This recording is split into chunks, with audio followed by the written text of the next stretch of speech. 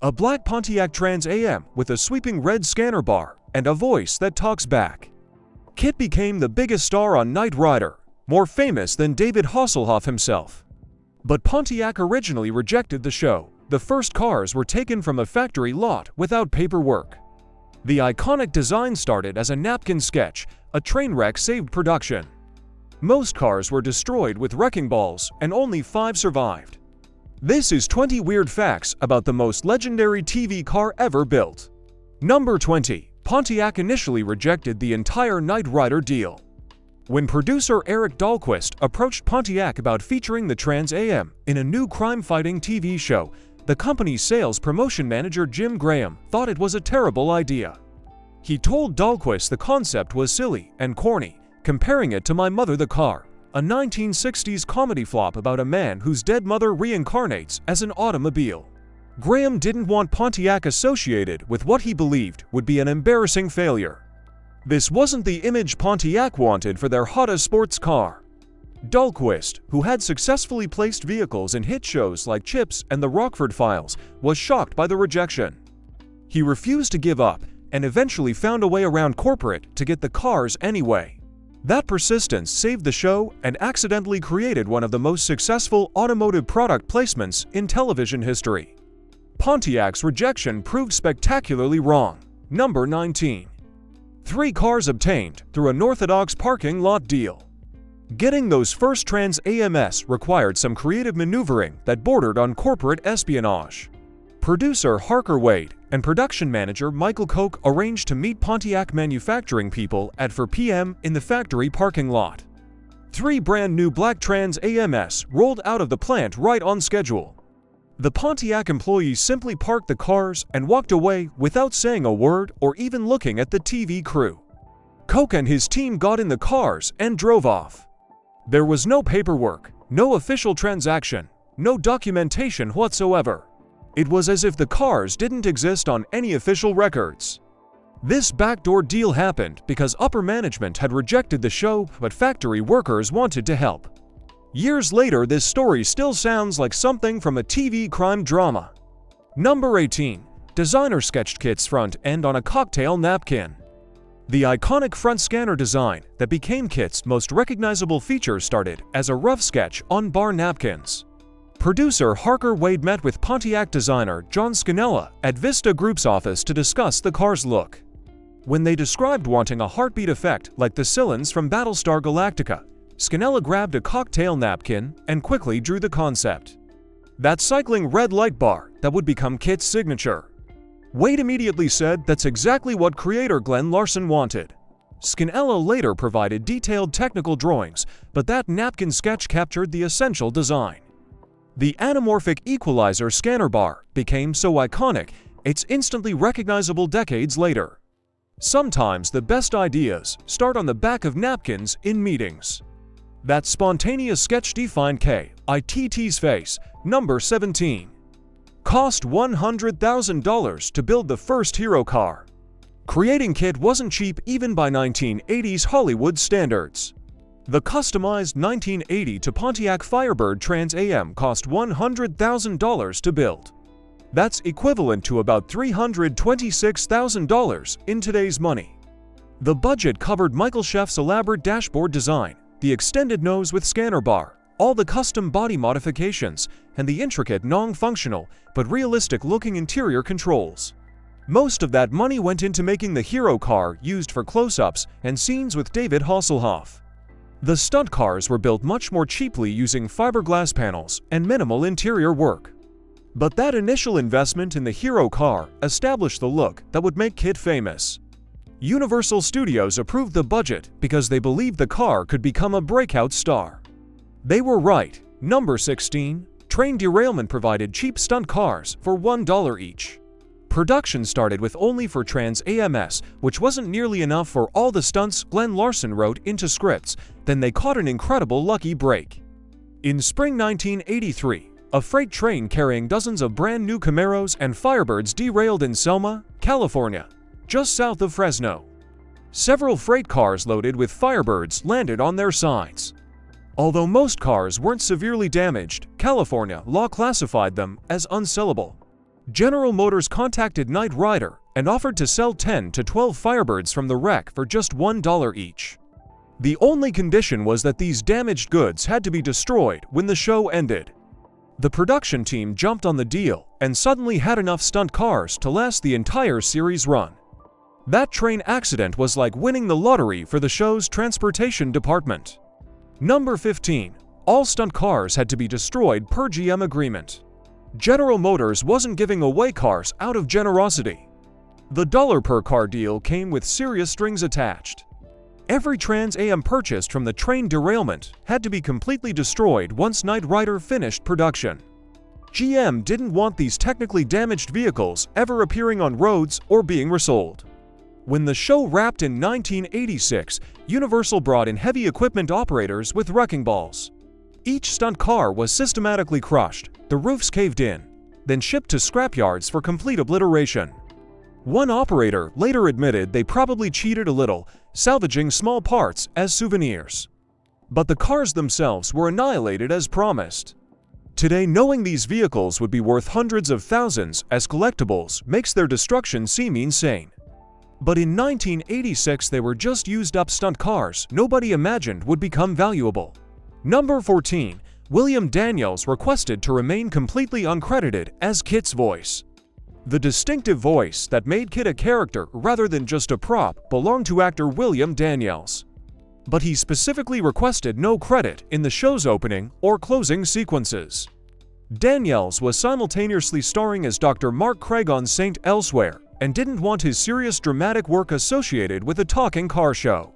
He figured if he stayed uncredited, no one would recognize his voice. He was spectacularly wrong about that assumption. The day after Knight Rider premiered, a stranger across the street yelled congratulations about the new show. Daniels was stunned. Someone had identified him so quickly. His distinctive voice was too recognizable to hide. For seasons, he remained officially uncredited, though everyone knew it was him. Eventually, he embraced the role that introduced him to entirely new generations. Number 13. Dashboards were fiberglass shells fitted over stock interiors. Every button, screen, and control panel inside KITT looked incredibly high-tech and functional. None of it actually worked. The elaborate dashboards were fiberglass shells custom molded by designer Michael Sheff and his team. These shells fit over the Trans Am's original dashboard, completely hiding the stock Pontiac interior. The fake screens, mock digital readouts, blinking lights, and hundreds of buttons were pure Hollywood illusion. Some lights blinked, some buttons clicked, but nothing controlled actual vehicle functions. For detailed close-up shots of specific controls, the production used a stationary buck, basically a dashboard mock-up, on a Universal Studios soundstage. This allowed better lighting and camera angles than shooting in the actual car. The illusion worked perfectly on television. Viewers believed KITT's interior was revolutionary technology when it was really just clever prop work. Number 12. Hidden stunt driver lay on passenger floor for self-driving scenes. Making KITT drive without a visible driver required ingenious low-tech solutions. The first camera car, designated Camera Car Number 1, received a complete second set of controls installed on the passenger side footwell. A stuntman would lie flat on the passenger floor, completely out of camera view, operating these hidden pedals and steering mechanisms. The driver could extend arms and legs through the seat to reach controls while staying invisible. A two-way mirror helped hide the driver during filming. They couldn't shoot KITT driving solo for extended periods because the setup was so physically demanding and difficult. Most self-driving scenes are brief cuts showing KITT's empty driver's seat then cutting away. The technique worked well enough to convince audiences that KITT possessed genuine autonomous driving capabilities decades before that technology existed. Number 11. Scanner bar design inspired by Battlestar Galactica Cylons. That sweeping red light across KITT's nose wasn't just cool looking, it was deliberate homage. Creator Glenn Larson had also created Battlestar Galactica and wanted to reference his earlier show. He specifically asked designer Michael Sheff to create a light beam like the Cylons had, that distinctive back and forth scanning effect. The production even reused the actual silent scanner audio sound effect for KITT. They called it the anamorphic equalizer and described it as a fiber optic array of electronic eyes. According to the show's lore, the scanner could see in all visual wavelengths, X-ray, and infrared, tracking vehicles up to 10 miles away. In reality, it was just a row of red lights programmed to sweep back and forth. That simple effect became one of the most iconic visual elements in 80s television and remains instantly recognizable today. Number 10. Ride height dropped 1.5 inches from stock Trans Am. KITT looked meaner and more aggressive than a standard Trans Am, partly because of suspension modifications. Stuntman Jack Gill confirmed the ride height was lowered exactly 1.5 inches, about 4 centimeters, from factory specifications. This drop gave KITT a more planted, aggressive stance that photographed better on camera. The lower profile made the car look faster even when sitting still. However, lowering the suspension created practical problems during stunts. The reduced ground clearance meant the car was more likely to scrape and bottom out during jumps and rough landings. The stunt team had to carefully calculate every jump to avoid destroying the undercarriage.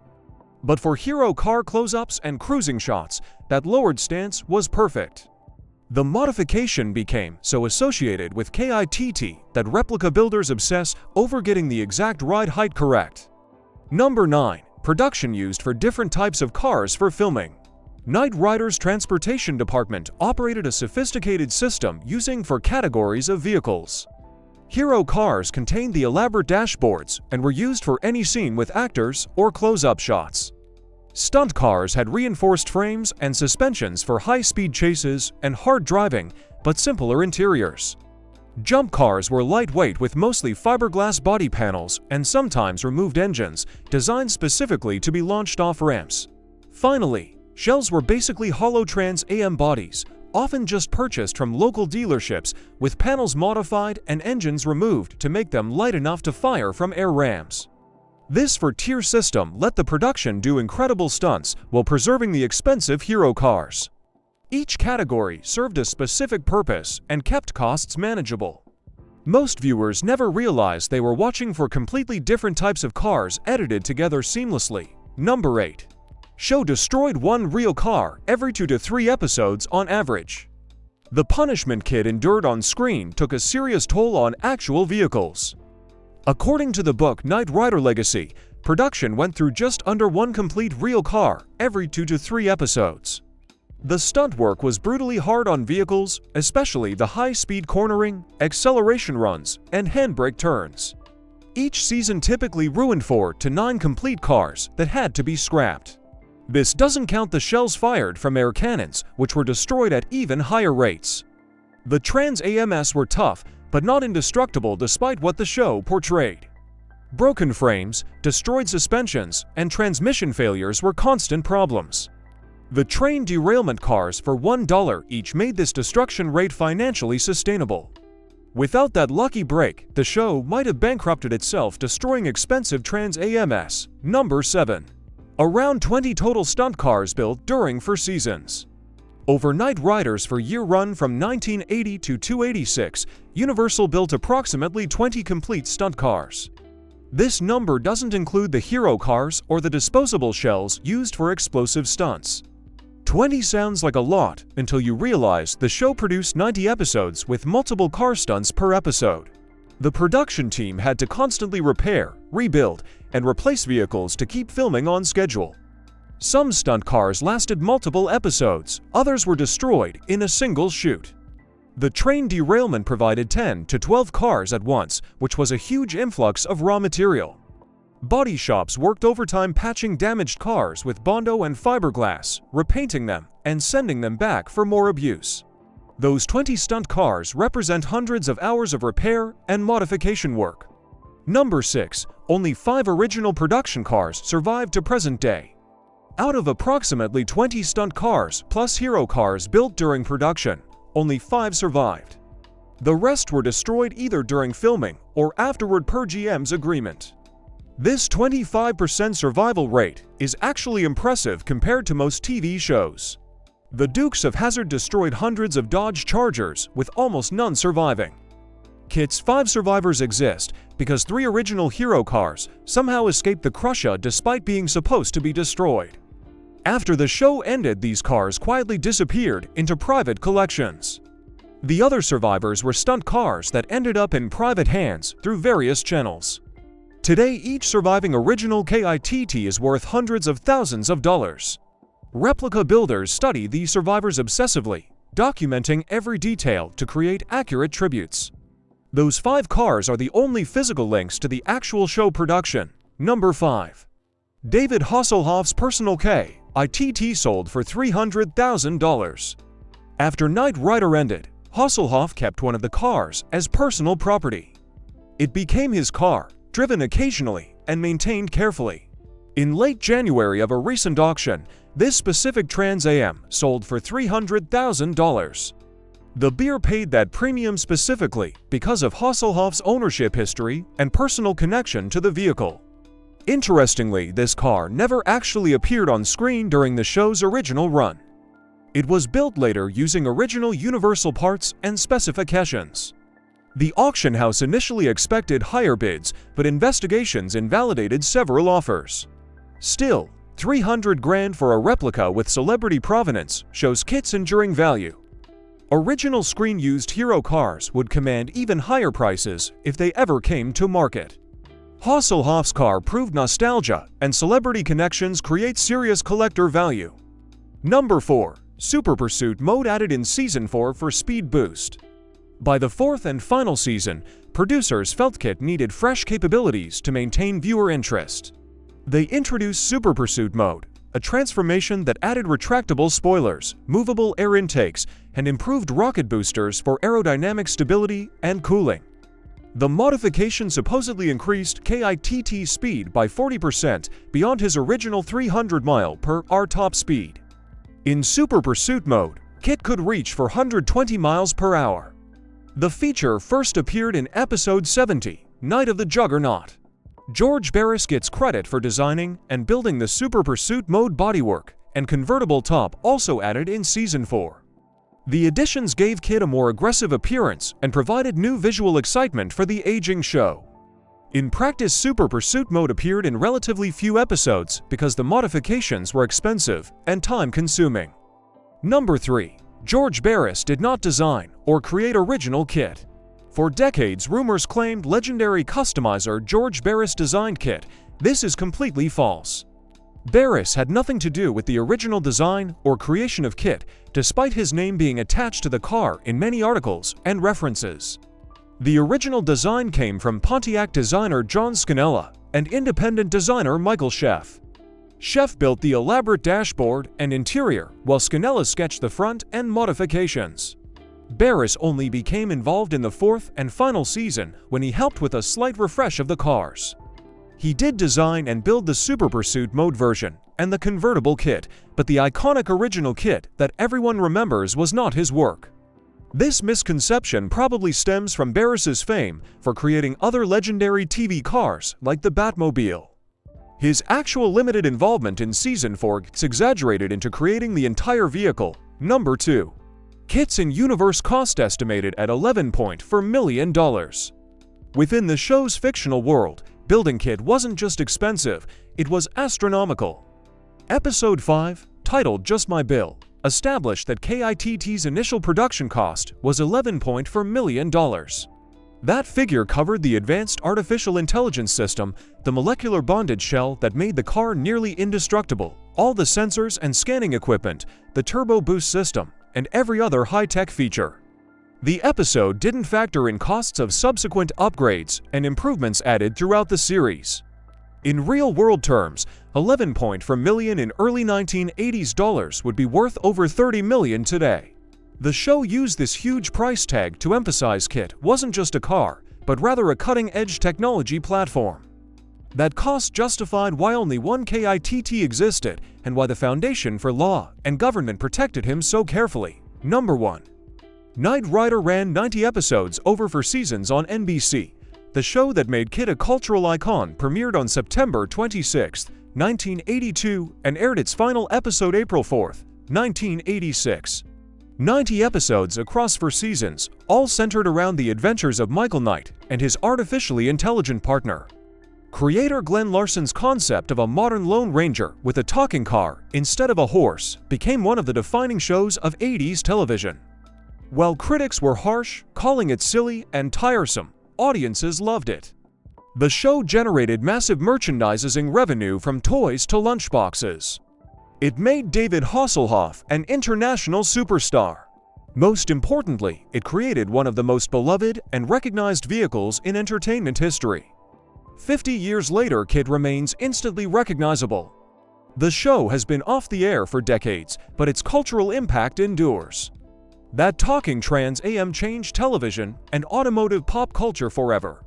Which fact surprised you most? Subscribe for more legendary TV car deep dives.